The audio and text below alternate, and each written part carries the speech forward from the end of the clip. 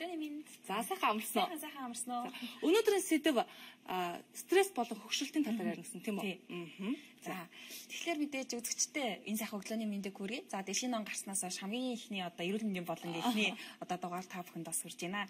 За тэгэхээр энэхүү дугаараар болохоор стресс болон хөгшрөлтийн талаарх мэдээллийг өргөөр бэлтгэж ирсэн. За энэ нь болохоор ямар учиртай вэ гэхээр мэдээж нөгөө нэг дундаж наслалттай олон орны дундаж наслалттай холбоотойгоор мөн манай Монгол орны ард иргэдийн маань дундаж наслалттай холбоотойгоор. За дээрээс нь яагаад хөгшрөлтөнд стресс тэгэж их нөлөөлдөг юм бэ те?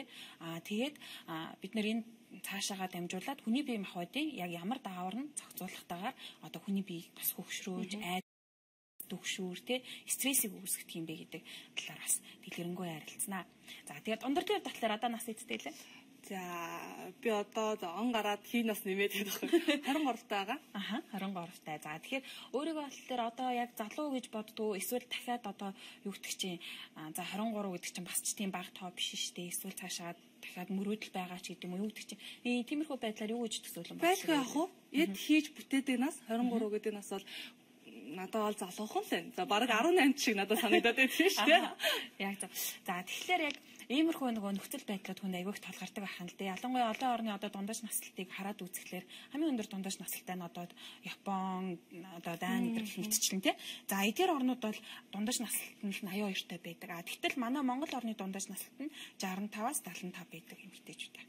Эмэгтэйчүүд, эрэгтэйчүүдээр тий. Тэгэхээр манай орны хувьд гэх юм бол дундаж наслалтын хувьд харьцангуй одоо юу байдаг бага байдаг. Тий.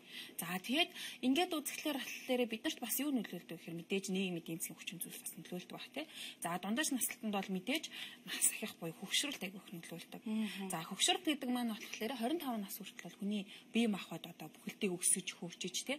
За эдгээс нь маш сэргийг уртцтайгаар үйлчдэг.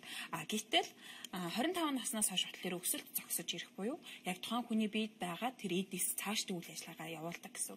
Хөөх тийм үү 25-наас хойш өсөлтөн зогсдог гэсэн үг байхгүй. За надад тэгэхээр одоо 2 жил хугацаа байгаа юм байна. За тэгэхээр энэ үедээ болохоор хүмүүс маань яадаг вэ гэхээр 25 наснаас хойш болоод ирэхлээр ерөөхдөө бие махбодын 70% нь одоо дунджаар жилд 0.8%-аар одоо ингээд буурч идэг гэсэн. 70% одоо бие махбодын эдсийн тий 70% нь 0.8%-аар маш их буурч идэг. За тэгэхээр нөгөө яг кредитийн үржил одоо юу маань цөөрөд ирчихэж байгаа эдсийн хүн төлөвчлөлт маань. За тэгэхээр үүнээс болоод нөгөө нэг хүний биед ирээд сүргүүр өвчин эмгэг тусах нь амархан болдог. За тэгээд хөгшрөлтийн процесс бол мэдээж гаднах байдлаас бол үрчлээ нэмэгддэг тий арьс унждаг. За зарим нь харгалдаг, зарим нь турдаг. За тэгээд нөгөө ясны бүтцэд өөрчлөлт орж бүх хийх тий за үе мөчөөр өвдөх, майг болох гэх мэтчлээ маш олон сөргөнлөнөө. За тэгээд үс бас цайх тий. Иймэрхүү одоо нөлөөнүүд үзүүлдэг. Гэтэл энэ нь болохоор бид нарт ямар үедээ тохиолдох ёстой гэхээр бид нар бол ялангуяа манай монголчуудын хувьд харьцангуй эрт хөгшрөлтийг бий болгодог. За энэ эрт хөгшрөлтийг юунаас болгох юм бэ? За тэгэхээр энийг болохоор одоо яг нөгөө нэг судлаачид бас аваад үзэхлээр тухайн хүний өөрийнх нь нөгөө бодол буюу арын шин бас амьдралын хэм маяг маш их нөлөөлдөг байна. Тэгэхээр энэ нь болохоор яг юутай холбоотой вэ гэхээр нөгөө тухайн хүн маань одоо ялангуяа манайхан үзэгчд бас аягүй сайн мэдж байгаа. Яг ингээд годомжинд таарч байгаа хүмүүсийн ч юм уу эсвэл ойр дотны хамаатнуудын маань аль нэг нь 40 хүрчгээд 20 хүүхдээ за чи хүнтэй суугаад ядаж нэг өрийн золоо өнөрлчихэд өөхөх юмсан гэж 40-тэй үердэг байхгүй. Гэхдээ 40-тэй гэдэг маань яг идэр нас гэдэг. Насныхаа ангиллаар те яг ид хийж бүтээх нас нь гэдэг. Магадгүй одоо харьцуулаад байгаа Европын улсууд юм уу эсвэл Японд 40-тэй үедээ дөнгөж гэрлэх нас нь болж эхэлдэг. Яг амьдралд хөл тавьдаг те гэр бүл зохиох. Гэтэл манайх болохоор яг үгээр эрт амьдрал зохиогоод тэрний хайраар өөрөө өөртөө эрт хөгшөрч ийн гэдгийг өөртөө өдөр болгон байнга сануулдаг гэсэн. Тэгэхээр өглөө босоод юу гэдэг чинь би ингээд ямар нэгэн байдлаар ажилтаа за эсвэл энэ ажил болохгүй байгаа гэдгийг өглөө болго өөртөө сануулад тий. Тэгээд өөрөө өөртөө стрессийг маш их үүсгэж эхэлдэг. За мэдээж стресстгүй байна гэж бол байхгүй. Гэхдээ стрессийг та өөртөө их байлгах уу, бага байлгах уу гэдэг нь тухайн хүнээс өөрөөс нь маш их шалтгаалдаг. Тэгээд тухайн хүн маань яг хөөр өөрөө өөртөө маш их стрессийг ингээд бий болгоод тий. За тэгээд ингээд стресс болон уур бухимдал за тэгээд айх цочих зүйлс нь их болоод ирдэг. Тэгэхээр нөгөө нэг зүрхний үйл ажиллагаа нэмэгддэг. За дээрээс нь төв мэдрэлийн системээс буюу тархинд нөгөө таны бодсон бодол нуруу нугасаар дамжаад за тэгээд бөөрийн дээд булчирханаас илгардаг адреналин болон норадреналин дааврыг хялгаруулдаг байна. Тэгэхээр адреналин даавар нь болохоор тухайн хүнийг одоо нөгөө нэг айс үед хурдан гүөх ч юм уу те ямар нэгэн байдлаар эрчимтэй байлгах зүрхийг маш хурдан бурхан одоо зохиулах зохицуулах. За тэгээ нөгөө айс хүмүүс чинь зүрхэн ингээл түгшээл бэлдэг нээлнэг сонирн болдог штэ. За нүдний хүүхэн араа өөрчлөгдөх. За тэгээд иймэрхүү байдлаар хурдан цухтах одоо тиймэрхүү мэдрэмжүүдийг төрүүлдэг байна. За тэгэхээр нор адреналин нь бол харьцангуй хүнийг тайван байлгах нөлөөтэй тийм. Тэгэхээр энэхүү одоо хоёр дааврын нөлөө бас хэмтлүүлдэг байна. Тэгэхээр яг хөөр энэ хоёр дааврыг хин цочоод сэдэж өгдөг гэхээр тухайн хүн өөрийгөө цочоод сэдэж өгдөг байна. Тэгэхээр өстөнөр яг йогийн булан дээр байдаг шиг бүгдээрээ амар амгаланг мэдэрцгээе гэж байна. Тий. Йогийн булан бол мэдээж бас маш хэрэгтэй те. Яг гэх юм бол миний хувьд ч гэсэн бас йогыг маш их зүгээр гэж боддог. Тэгээд нөгөө нэг хамгийн гол нь сэтгэлийн амар амгалан. За дээрээс нь тэр хүн болохоор тухайн сууж авах үедээ бүх бодлоо зэгцэлж идэг. За тэгээд цаашаахаа өргөжлүүлээд тасал хөдөлгөөн хийнэ гэдэг маань тасал хөдөлгөөний нэргээд одоо нөгөө тухайн хүний бие махбодод маш эргээр нөлөөлдөг учраас йогийн булан бас их нөлөөтэй те. За тэгээд цаашаахаа нөгөө байнга боддог бодлууд бухимдлууд маш их тухайн хүнд нөлөөлдөг. За тэгээд өөрөө өөртөө хэлж байгаа тэр үгс те өөрөө өөртөө бодож байгаа бодол. Магадгүй өнөөдөр нэг ажлын хүн одоо ямар нэг юм чинь ингээд авчлаа гэхээр энэ хүн одоо те миний ингээ юмыг авчлаа гэд өөрөө өөртөө бухимдал үүсгээд байгаа байхгүй. Гэтэл тухайн хүн яг үндэ тэр үн бухимдал үүсгэхийн тулд авсан ч юм уу те. Тэгэхээр өөрөө өөрийгөө байнга бухимдуулдаг юм байна. За тэгээд би яг ингээ нөгөө нэг бас настай хүмүүсүүдийг нэлээд ажиглалаа л та тий. Ялангуяа одоо нэг 40 яаж юм манай нас. Тэгсэн чинь 40 гаруй нас гараад яг идэр залуу насны дээр явжсан өөргөө настай хүний тоонд оруулаад тэтгэврт гарах насаа хүлээж эхэлдэг. Тэгээд одоо миний бие организм дийлэхгүй мэдээж энэ нийгэм одоо орчны хүчин зүйлстэй бас холбоотой. За нийгэм орчны хүчин зүйлс бас мэдээж тодорхой хэмжээгээр нөгөө тухайн хүмүүст маань бас нөлөөлдөг тий. Тэгээд стресстэй ажлын байдал юм уу эсвэл одоо замын төвчрөл стресс зүйл бол мундахгүй шүү. Гэтэл тэрийг та өөрөө яаж хүлээж авах уу гэдэг нь тухайн хүний одоо нөгөө өөрийнх нь бодлоо шин байдаг байна. Тэгэхээр яг нөгөө бодиттой байдлыг зөвнөлөх тэгээд бодит байдалд гаргах зөв бодлыг зөв одоо яг тийш нь чиглүүлэх. Энд чи та юу нөөрэ хэрэг стресстэй вэ? За миний хувьд гэх юм бол харьцангуй стресстэй нь ер нь бол гайгүй. Хурдан уурлаад хурдан тэрийг гаргачихдаг. Тэгээд дараа нь амархан марцчихдаг. Тэгээд стресстгүй тулд гэх юм бол би одоо жишээ зам дээр төвчөрч явахдаа өөрөө дуудуулдаг ч юм уу тийм. Иймэрхүү байдлаар аль болох өөр зүйл анхаарлаа сарниулахыг илүү хичээдэг. Тэгэхгүй бол ямар нэгэн зүйлийг бодоод өнөөдөр зам дээр 30 минут төвчөрсөн гэх тэрийг өдөржингөө яриад явдаг хүмүүс байдаг шүү дээ. Би өнөөдөр 30 минут төвчрээ. Тэгсэн чинь ингээд тийм ажил хоцроод ингээд өөрөө өөртөө тэр асуудлуудыг аяг хүүсгээд байгаа байхгүй юу. Тэгэхээр энэ асуудлаас ангиж ярахын тулд хүмүүс маань яг үгээр өөрөө өөрийнхөө зөв бодлыг бас яах хэрэгтэй байна. Тэгэхээр зөв бодол төрснөөр хүн мэдээж нөгөө цаашаа очиж төв мэдрэлийн систем нөлөөлж байгаа хандлагууд бас өөр байна. Тэгэхээр бид нар ууралж бухимдах, айц, цочих те эсвэл ямар нэгэн байдлаар гаднаас зочруулах авах үед бидний мэдрэлийн эсвэл маш их гэмтэж эхэлдэг. Ингээд цаашаага нуруу нугасаар дамжих сэрлийн мэдээлэлээс хамаарат бие организм бүхэлдээ алдагдaltaд орж эхэлдэг. Тэгэхээр стресс жаа хүн та бусдаас алдааг биш өөрөөгөө ингээд зэвсэг тайван байх хэрэгтэй байна.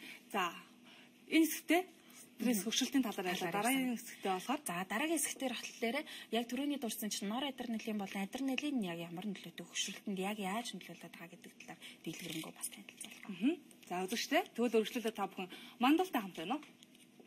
Өдөр тутам тулгарч байгаа стресс гэдэг зүйлээс хэрхэн ангижрах вэ? Мөн яг юу болдог вэ талаар мэдээлж байгаа. За түрүүчийн хэсэгтээ бол адреналин гэж зөксөн байгаа тийм үү?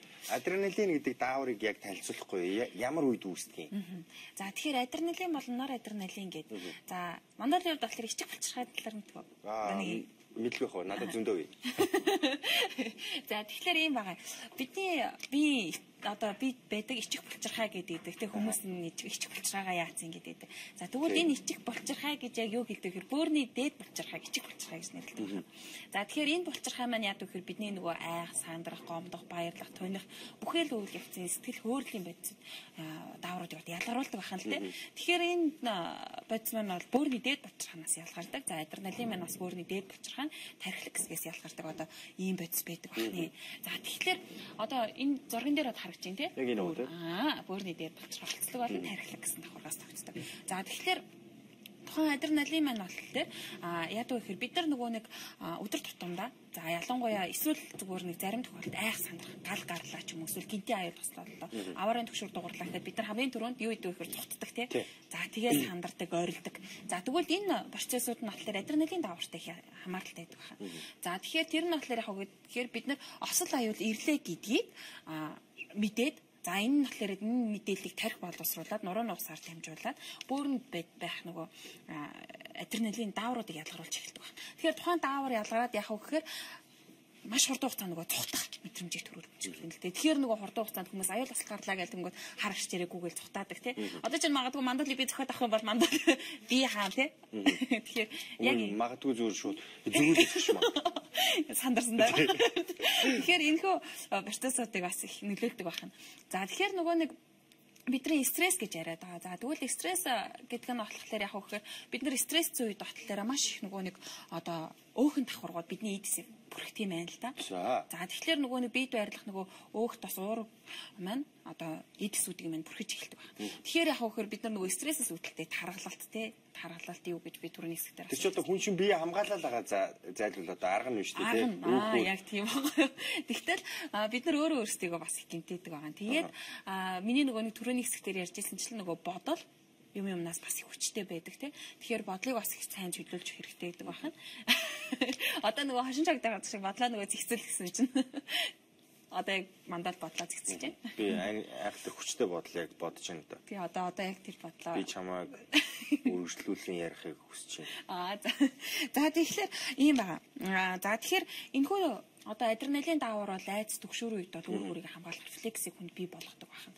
За тэгээд зогсохгүйгээр бөөр гэдэг эрхтэн бол өөрөө маш чухал эрхтэн байдаг. Тэгэхээр яг хөөхөр бид нар бөөрийг нэг одоо төдийлөн одоо мэддэггүй тий. Дааруул одоо бид нар ингээ шийсийг ялгаруулж гэж ойлгодог. За тэгвэл бөөрийн дээд талчраханд байрлах энэхүү дааврууд маань маш чухал гэдэг байна. За ялангуяа стресс бол кортизол гэдэг даавартай ялгаад хамааралтай байдаг бол адреналин, нор адреналин тархилаг одоо хэсгээс яг түрүүний заасанчлан тархилаг хэсгээс ялгараад тэгээд тэр нь тухайн хүний одоо мэдээллийг дамжуулдаг байна. За тэгвэл энэ нь яагаад эсэргээрээ стресс нь хөвгшрөл нөлөөлөөд те бид нар яагаад ингэж амархан хөвгшрөөд байгаа вэ гэхээр нэгдүгээрт одоо бид нарт тэр нөгөө хурж ирж байгаа айдас, түгшүүр, за дээрээс нь уур бухимдал, стресс маань тухайн хүний тархинд очих мэдээллээрээ тархины хэсгийг нэгдүгээр цөөрүүлдэг байна. За тархийг гэмтээж өгдөг гэсэн.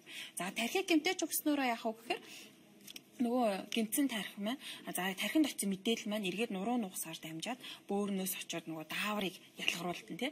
За тухайн даавар ялгархаа бидний нөгөө хариу оруулууд гарч ирнэ. За хариу оруул гарч ирэхин зэрэгцээ бөөрнөөс гадна зүрхэнд бас үйл ажиллагаа үүсгэж байна. Яагаад тэгэхээр бид нар айж төгссөн үед нөгөө зүрх хүчтэй цохилдог тий. Энэ нотлолоор зүрхний нөгөө булчингийн сэрэмтгий эсүүдийг зочроож өгдөг байна. Ингээд нөгөө бидний зүрх маань хүчтэй агшиж сулларч за бидний айц хандрах тэр төвшөрөд мэдэгддэг байна. За тэгээд нөгөө буцаагаад нөгөө ялгарсан даавар маань дахиад төв мэдрэлийн системд очиод бидний нөгөө гайхах, зочирдох тий нүүр амны хувирлууд гарч ирдэг байна. За тэгээд сандраад гүүх гэдэргээд тий. Эдгээр даавар тий яг найс үедээ, сандарсан үедээ, зацсан үедээ нэг гаргадаг юм сонин царайнууд байдаг тий. За тэгээд тархины эдсүүд сая бухимдлын үед ингээд устдгаа гэж хэллээ шүү дээ тий.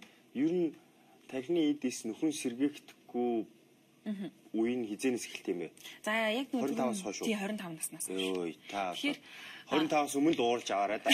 Тэгээд 25 өнгөрөөгөөд ер нь тэгээд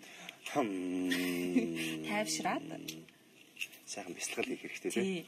Тэгээд хамгийн гол нь яах вэ гэхээр ямар нэгэн зүйлийг нөгөө сөргөөр биш эргээр хүлээж аваад энэ нь яах вэ гэхээр зөвхөн одоо бид нар өнөөдөр уурлаад ажил бүтээгүүдээ биш бидний бие организм гэмтэж байгаа гэдэг. Тэгэхээр яах вэ гэхээр бидний бие организм зүрх судасны үйл ажиллагаа, бөөрийн үйл ажиллагаа доголдоод ирэх юм бол бид нар өвчнөд амархан өртөгдөх байна. За тэгэхээр өвчнөө шалтгаанд нөгөө эрт нас оролт ихсэж болно. За тэгээд нөгөө нэг ядрах, сольдох тий янз бүрийн одоо гадны халдвар төртөх хэрэгслүүд нь бас өндөр болж ирдэг. Тэгэхээр бүхэл хүний бие организм бүхэлдээ нэг уялдаа холбоотой, бүхэлдээ нэг л механизм зохицуулахтай явагддаг. Тэр нь биднэрт байглаас заяасан байдаг. Гэтэл бид нар яг хөөхөр бидний одоо нөгөө нэг хүний амьдрах бололцоот нас гэхээр 90-130 жил гэж үздэг юм байна л да. Энэ орчинд төрөв. Гэтэл манай монголчуудын дундаж насны нэмэгтэйчүүд нь 75, эрчүүд нь 65 байна гэхээр бид нар дөнгөж талд нь насж гэнэ үгүй юу л болчиход байгаа байхгүй. Тэгэхээр энийг бид нар яаж чөлөөлөх вэ гэхээр эрүүл нөгөө амьдралын хэв маяг, за тэгээ зөв хооллолт, за тэгээ дээрэс нь өөрийгөө маш сайн тайван байх хэрэгтэй байна. За тэгээ түрүүний ярьсанчлаа адреналин бол тэгдэг бол нор адреналин харьцангуй одоо нөгөө цусандах урсгалын хэвийн байлгаад цусандах даавар хэмжээг зохицуулж өгдөг байна. Ингэснээр бид нар эргээд тайвшрах. За тэгээд аюултай хүнд үеэс гарсны дараа хүн үнцгийн амьсгал хаваа тайвширдаг те. Энэхүү дааврын тусламжтайгаар эргээд бид хэвийн байдалд орох боломжтой байдаг байна. Тэгэхээр иймэрхүү нөхцөл байдлууд бидэнд маш их нөлөөлдөг байна. Мандуулын хувьд хэрэг стресстэй вэ? Ер нь одоо би өөрийгөө их л энгийн хүн гэж боддог. Тэгэхээр ер нь Монгол улсын дундчиг бол яг дундчт нь л байдаг баг. хүмүүс ямар зүйлсээс их стресст чинь тэрнтэй ижлэх нь явдаг болоо гэж боддог. Гэхдээ энэ дээр би тодорхойлолтыг хэлж чадахгүй байгаа маань хараахан хэмжиж үзээгүй гэсэн үг л дээ. Хүмүүс ер нь бол нэг өөрийнхөө бухимдлын хэмжээг нэг хэмжиж үзээд юунаас их бухимдаад байна гэдгээ ажиглах хэрэгтэй болоо. Хүн чинь өөрийгөө биш бусдыг л хараад яваад байдаг шүү дээ. Нүд гадагшаага байдаг учраас дотгошоогоо хардаг. Хүн харж байгаа маа л ойлгохыг хүсдэг тий. Тэгээд юмд маш хурдан дүгнэлт хийдэг. Тэгээд тэр дүгнэлт нь хөвчлэн бухимдуугаасаа болоод ингээд буруу дүгнэлт. Юм ингээд хартлаас нь түргэн харчих гад байдаг тал байдаг тийм. Тэгээ одоо зүгээр би ингээд хөтлөгч хийгээд зогсож нэг зүйл буруу эсвэл гадаад хэл дээр хэлчихлээр энэ ингээл буруу хэлчихлээ ингээл гадаад хэлтэй энэ юу ингээл яагаад ингээл фильтртэй ажиллаж одоо ингээл буруу алдаа гаргаад гэл хүн шүүмжлэлээд шүү дээ. Иви хөөрхийн нялах юм байгаа юм шүү дээ зайлвал эффект гараад удаагүй минь чи мэрэгжлийн хөтлөгч биш юм байгаа зайлвал ингэж алдах нь аргагүй дээ гэж харцгаад бухимдахгүй тархин гэмтэхгүй тэгээд амар байгаа зү уг нь ингээд би айгүй эвтэйхэн хэлж байгаа шүү та бүхэнд. Тэгээд хилээд хахад та нар ерөөсөө ингээд уурлаг өмсөж. Ингээд хүний тарих ингээ одоо гинтчихэд байгаа юм тийм. Тэгэхээр ерөөсөө энэ зүйлийг өөрсдийнхөө эсрэг ашиглахаар болох хэрэгтэй. Яг зөв. За ингээд чамд маш баярлалаа. Хоёрдугаар хэсэг чинь энэ үрээд өндөрлж байна. Тэгээд өөрийнхөө эсрэг хэдүүлэх хүс татгалж чинь гэдэг кинонд гардаг гоё гэдэг тийм. За үзэгчдээ би босох хэрэгтэй юм шиг байна. Тэгээд би чам үлдээх нь. Тэгээ ундрал дээр очих хэрэгтэй. Тэгээд үзэгчтэй битээ бухимдаараа юу гэхэлэр одоо ундрал тавхынд юу болохыг хэлнэ. Магадгүй. За юуны тулд стресс ярьсан тий. Бид нар энэ их одоо яг нийслэл хотод маань стресс бол маш их байдаг. Өдрөө олон стресстэй. Гэвч яг энэ стресснээс яг яаж ангилах ёстой юм бэ? За тэгэхээр мэдээж бид нар нөгөө түрүүчийн хэсгүүдээр бол стресс болон хөвгшрөлтийн талаар ярьж байсан тийм. За тэгээд стрессийг үүсгэж гол хүчин зүйл нь юу ямар даавар байдаг талаар ярилцсан. За тэгвэл одоо стрессээс ангижраад за мэдээж стресс бага байх юм бол бид хөвгшрөлт удаан явдаг шүү дээ мэдээж тийм. За тэгэхээр энэ дээр болохоор яаж одоо бид бүхэн стрессээс ангижрах шаардлагатай хэрэг. Нэгдүгээр юу яг таныг стресстүүлээд байна вэ гэдгийг олох хэрэгтэй. Юуг хараад, юуг үзээд, юу сонсохдоо танд юу мэдрэгдээ та стресстэй байна гэдгийг олох шаардлагатай хань л та. Тэгэхээр нэгдүгээр тэрийг олох нь.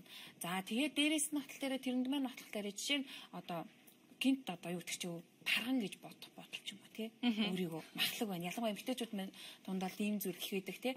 За тэрнээс болоод өөрийгөө голдог, одоо тэрэндээ стресстэй. За тэгээд нөгөө нэг турын гэт тэнгуүтэ огцом шийдээ турахта огцом одоо турч эхэлдэг тий. За огцом турахын дасгал хөдөлгөөн эсрэг тэр нь бол өөрт маш их стресс өгдөг байна. За ингээд өөрийгөө стрессдүүлдэг байна. За тэгээд дээрээс нь ажил байна тий. За мэдээж даргын төлөвс ямар нэгэн гинтийн даалгавар юм уу эсвэл гинтийн шийдвэр танд стрессийг үүсгэж бий бол. Гэтэл энийг та яг стресс дүүлж хүлээж авах нь зөв үү буруу юу? Стресснэр хинд ашиг байна гэдэг талаас нь бас бодох хэрэгтэй хаан тий. Та өнөөдөр стресслээгээд эргээд танд ашиг байх уу? Эсвэл даргатай нь ашиг байх уу? Хүнд нь ашиг байх юм. Хинд нь ч яг үнд ашиг байхгүй шүү дээ. За тэгээд гэр бүл ахын тий. За гэр бүлийн уур амьсгал болон эхнэр нөхрийн одоо хамтын одоо донд гарч болох хэрүүл маргаан уур бухимдал стресс гэдэг те хин нэгнээс ямар нэгэн одоо илүү зүйлийг хүснээр стресс бий болох боломжтой байдаг. За тэгээд дараагаар нь болохоор өөрийн дургуй зүйлээ хийх. Ямар нэгэн байдлаар хийхийг хүсэхгүй байгаа юм да үгүй гэж хэлж чадахгүйгээр за гэж хэлээд хийж байгаа ч гэсэн тэр хүн дотроо маш их зүйлийг бодож магадгүй хин нэг харааж иж болно те. Тэгэхээр иймэрхүү байдлаар өөрөө өөртөө стресс үүсгдэг байхan. Тэгээд өөрийнхөө мэдрэлийн тогтолцоог бас гівтэж эхэлдэг байхan. За тэгээд өөрөөр болохоор бас нөгөө нэг буруу хоолтой юм айгуу даа. Яагаад вэ гэхээр нөгөө нэг орой идсэн хоол нь шөндөө шингэхийн тулд маш их хэдийсийг эрчимжүүлж ажиллагаанд оруулдаг. За тэгэхээр нөгөө ажиллагаанд орсон эс маань яг хөө гэхээр мэдээж бас л нөгөө эдисүүдийг маш их өдөөд сэдээж ингээд шөний найргууд амарч байх хэвээр үе дээр яг ажиллаад байхад тэгэхээр ингэхээр яг хөө гэхээр нөгөө тухайн хүн маань сайн бүрэн амарч чаддгүй ходоод гидсэн ч тэр эдисэн ч тэр бүгд бүрэн амарч чадахгүйгээс болоод нөгөө ядаргаа гэдэг юм хинээс нөгөө өөртөө бий болгож байна гэсэн. Тийм учраас нөгөө хүүхдүүдийг ч гэсэн баг үеэс нь ахуулаад за өдөрт заавал унтах хэрэгтэй тийм өдөрт 2 цаг унтна за орой бол эрт унтах хэрэгтэй гэх ингээд цаанаасаа нөгөө нэг амьдралын юм маягийг тодорхойлох гэдэг. Гэтэл тухайн хүн яг үхээр тухайн одоо нөгөө өөрийнхөө амьдралын юм маягийг өөрөө үүсгэж идэг. Ингэснээр яг үхээр өөрийнхөө амьдралын юм маягийг өөрөө буруу тийш хандуулснараа өөртөө стрессийг бий болгоод тухайн стресс нь таныг хөгшөрөхөд нэг том түлхэж болж өгдөг гэсэн үг. Яа хэрэг хөгшөрмөөргүй байвал битээ стресстэл гэдэг тийм. Тэгэхээр одоо нөгөө дуртай зүйлээ хийх нь үүдэх чинь та одоо яг ямар зүйлээс кайф гэж нэрлэдэг. За ямар зүйлээс сайхан мэдрэмжийг илүү авдаг юм. За тэгвэл тэр зүйлээ магадгүй тухайн хүн өөртөө бий болгож болно. Магадгүй нэг сайхан нартай өглөө кофе уугаад суух ч юм уу тийм бодлоод амин зэгцлээд. Тэгээд бас дээрээс нь одоо дасгал хөдөлгөөн хийхдээ нэг тийм стресстэй тахаар өөртөө гой хөнгөн дасгал хөдөлгөөн хийсэн болно шүү дээ. Эсвэл заавал турах ёстой гэсэн тэр үүрэг даалгавраас ангижрах ч юм уу тийм зүгээр эрүүл байхын тулд би амьдарч байгаа. Би эрүүл байснаар яг үхээр энэ олон жилийн хугацаанд би өөрөө хүссэн зорьсон бүх зүйлийг хийж чадна гэдэг тал дээрээс нь өөрийгөө синхруулж өгөх хэрэгтэй байна. Тэгэхээр яг үхээр хин нэгэнд гомдлоо гэд нухайн хүнийг уучлж чадахгүй байнга бодож гомдож тэр нь сэтгэлд нь шарх үүсгэж тий тэр нь сэтгэлд нь шарх үүснэг мэдээж зүрхэн дээр нь очиж утгаас ичээд тахгүй шүү дээ. Гэхдээ тухайн хүний одоо мэдрэлийн систем тэр нь тархинд тарих гэдэг чинь маш ухаалаг хэрэгтэнтэй. Тэгтэл тархинд маш удаан хугацаагаар үлддэг. Энэ нотол дээр тухайн хүнийг байнга ингэж стресс дүүлж буюу тухайн одоо мэдрэлийн эсүүдийг сэтэж идэг. Тэгээд нөгөө тухайн хүн маань тэрэндээ бодох тоолондоо ямар нэгэн байдлаар нөгөө уурлах, бухимдах, тэ эсвэл одоо нулимс гарах ч юм уу тэ тухайн хүнийг бодож одоо стресстэй бахан тухайн хүнийг харах болгонда. Тэгтэл тэрийгэ уучлалаар бас тайвшруулж болох нэ. Тэгэхээр энэ бас нэг бодлын бид нар сэтгэл зүй гэдэг энэ зүйл бас биднэрт өөрсдөд маш чухал асуудлын нэг болоод ирж байгаа байхгүй юу. Тэгэхээр бид нар хөвгшөрөхгүй, та эрт хөвгшөрөхгүй тулд те яавал гоё залуулаг байх вэ? Энэ тал дээр та өөрийнхөө дуртай зүйлийг хийх нь өөрийнхөө амьдралыг маш гоё эргээр хүлээж авах нь. За тэгээ хоол хүнсэндээ анхаарахтаа мэдээж амин дэмтэй, баялаг те өөрийн ирч хүчтэй байх хоол хүнсийг хэрэглэх нь илүү дээр. Амттай бус, амттай гэхээс илүү буцаад тархлуулж шаарддаг. Яаж турах вэ гэсэн буцаа стрессэндээ орчихно. Тэгэхээр өөрийгөө стресс түлэх одоо тийм хүнсний зүйлээс татгалзах шүү дээ. Ялангуяа би нөгөө түрүүч хэсгээр хэлсэн шүү дээ. Биднийг одоо нөгөө стресст үед өөхөн давхаргууд одоо бидний эцсийг барьж чадгаа гэх. Тэгэхээр яг хөөхөр мэдээж нөгөө таргалт гэдэг зүйл нь тэндээс үүсдэг бол өөхөн давхаргаа өөхийг хэн бий болгоод ангуул бидний идж байгаа нөгөө ууралаг өөх тос нүүрс туслаг бүтээгдэхүүнүүд маань тэрийг бий болгодог байна. Тэгэхээр хоол хүнсэндээ анхаараач гэж хэлээд байгаа. За тэгээд өөрийнхөө тарих мэдрэлийг маш сайн амрах хэрэгтэй. За тэр нь болохоор яаж амрах вэ? Хүн унтчих явцад ч гэсэн бид нэр зүүдэлдэг. За үгүй маа гэхэд ямар нэгэн байдлаар бодол бидний толгойд эргэлддэг учраас унтчих явцад тарих бүрэн амарч чаддаг. Бас яг бүрэн амардаг гэхээр бас хэцүү байна. Тэрийг та тарихыг яаж амрах вэ гэхээр оюун ухааны хөгжил буюу тухайн хүн одоо нөгөө нэг тайван амарч явах үедээ буюу 5 минут өдөрт ядаж нэг 5 минут хүн зүгээр суух нөхөр дийлэн хүмүүс зүгээр сууж чаддгүй мэн л да. Ямар нэгэн байдлаар одоо яг ингээ юу ч хийхгүй ингээд хоёлаа ингээ зүгээр суулаа гэж бодоход ямар нэгэн байдлаар энэ цацнадаа санагдаад тэгээд бодлоор өөр бодлоор яна гал дээр ус тавьсан байгаа нэрээ тэр мэн буцаж байгаа бол яаж байгаа бол гэсэн. Нэг тийм эдийн бодлууд хүнд байнга төрж ирдэг байна. Тэгэхээр тэрийг бус өөрийнхөө сайн сайхан ирээдүг өглөө босоод ч гэсэн тий бодож төлөвлөх нэ. За тэгэхээр би өнөөдөр ямар зүйлийг амжилттай хийж дуусгах вэ? За эсвэл таалагдахгүй ажлын одоо тий ямар нэгэн хамтрагч юм уу эсвэл ямар нэгэн ажлын дагалгавар байгаад тэрэнд яагаад би зайлсхийж зогтох хэвтэй тий. Ямар нэгэн байдлаар хүмүүс нөгөө хүнд ажилд тулгараад ирэнгүүт тэрнээсээ зүхтаад юм байна л да. Тэгтэл тэр зүхтаасан ч гэсэн нөгөөт нь араас нь хөөгөл хийдэг. Тэртээ тэрнгөө байгаа л асуудал байхгүй. Тэгэхээр тэрнээс зүхтаагаад цухтаах хугацаанд тэр хүн стресстэй байгаа байхгүй юу? Гэтэл түүнтэйгээ яг нүүр тулаад за би энэ зүйлийг яавал хурдан эрч хүчтэйгээр давах вэ гэдэг тал дээр маш сайн бодох хэрэгтэй байна. За тэгээд эрүүл амьдралын маяг буюу зөв хооллолт, дасгал хөдөлгөөнийг зөв горимтойгоор хэрэгжүүлэх нь. За тэгээд дээрэс нь одоо хин нэг бодох муухай бодлоос хаацах хэрэгтэй байна. За ингээд стресс нь бага болоод тухайн хүн маань яг хөөхөр хөгшрөлтийн процесс нь буюу одоо нөгөө тухайн хүний нүүрэн, дайрсанд, гаранд, хөлөнд, бие ясанд мэдэгдээд байгаа тэр өөрчлөлтүүдтэй наажмар ч гэсэн багасгах хинж үгүйсэхгүй. Энэ яа гэх юм бол таны тархинаас очиж байгаа бөөрийн дээд булчирханд очиж байгаа сэрэл дэмжлэг. Гэхдээ шууд за стресстэй байлгээ шууд болчихгүй бах те. Аажмаар багаар л ингээд өөрийгөө засаж амьдрал одоо оршин тогтож байна уу гэхээс үгүй би одоо стресстэйгүй хэзээш одоо ингэхгүй гэсэн юм бол байхгүй. Тийм болохоор үзэж та бүхэн хэрвээ хөгшөрмөөргүй л аваад битээ стресстэй та хэрвээ стресстэй хүсэхгүй аваад ажлаа ингээд цаг тухайд нь төлөвлөөд хүмүүстэй эрэг харилцаа үүсгээд байх юм бол мэдээж та наснаасаа залуу харагдах юм билүү. За тэгээд манай өнөө өглөө хөтөлбөрийн эмчийн булан энэ төрөө өндөрлөж байна. Хэсэг хугацааны залгуурчлагын дараа бүгдээрээ